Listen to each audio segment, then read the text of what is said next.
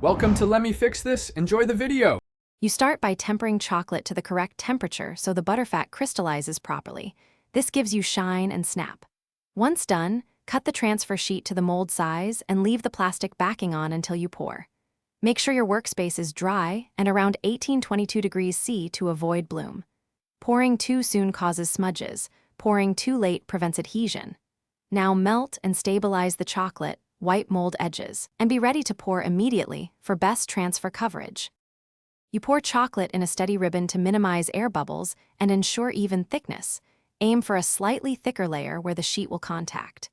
Immediately place the transfer sheet pattern side down, aligning edges, and gently smooth with a gloved finger or scraper to remove any trapped air.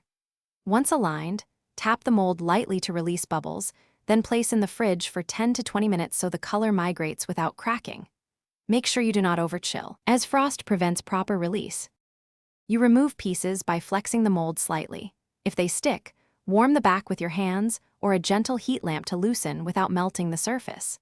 Peel the film backing slowly at a low angle to reveal the pattern. Go steady so the transfer stays attached. Store finished chocolates at 16-18 degrees C away from humidity and strong odors. If you see patchy transfer, retemper and apply a thin recoat or gently warm the chocolate to encourage migration. That troubleshooting step fixes most issues quickly. Thanks for watching. If you found this helpful, don't forget to like and subscribe.